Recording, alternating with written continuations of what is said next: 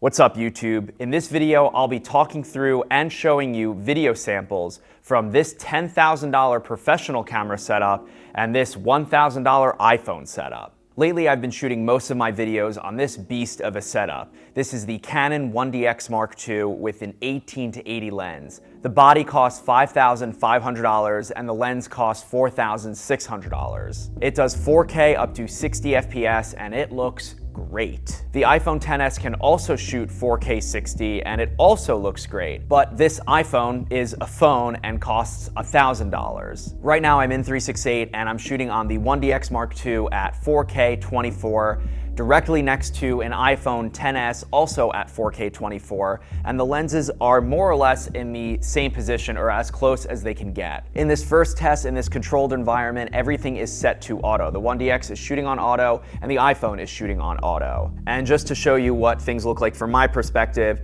there's the 1DX, there's the iPhone. They're very close to each other. Drone's over there. I've got the giant light over here for me, and then these two lights are lighting the backdrop. Just wanted you to see what it looks like from here. Let's start with some key technical differences between recording video with a DSLR and a phone. Sensor sizes. DSLRs have relatively big sensors, and the 1DX Mark II has a full frame sensor, which is much bigger than the sensor on this iPhone. The sensor is what captures light and gets converted into data in the form of pixels. So the bigger the surface area of the sensor, the more data it collects, giving you a sharper image with more detail and less noise. Yes, both of these cameras are shooting at the same resolution, but the 1DX is physically capturing more data because of the sensor size. You can definitely start to see differences when I zoom in.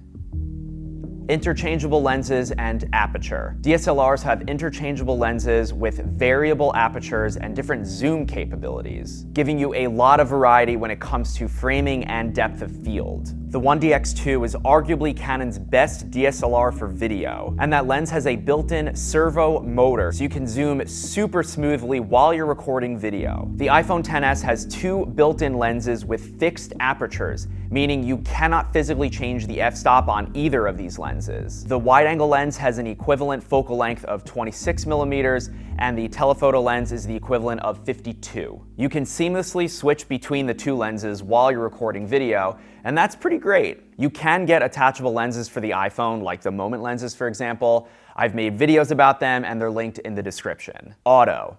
As I mentioned earlier in the video, both of these cameras are shooting at full auto, meaning both of the image processors are taking their best guesses as to how to properly expose these shots, with things like ISO, shutter speed. Let's take these setups outside and change to manual controls. Another difference between the $10,000 DSLR setup and the $1,000 iPhone setup is the ability to adjust the controls manually. 12 versions into iOS, and you still can't natively change things like the ISO or the shutter speed, unless of course you download a pro video app like the one I'm using right now, Filmic Pro. Whereas on the DSLR, you can and frankly should be recording on manual because you can really dial in on the settings to give you the best possible picture, and you should be adjusting things like white balance and aperture and ISO. Conclusion. Is a $10,000 setup overkill for YouTube? Most people you'd ask would probably say yes, and they're probably right. Can you get away with a cheaper setup, something that's 1/10 of the price, something that you carry around with you at all times?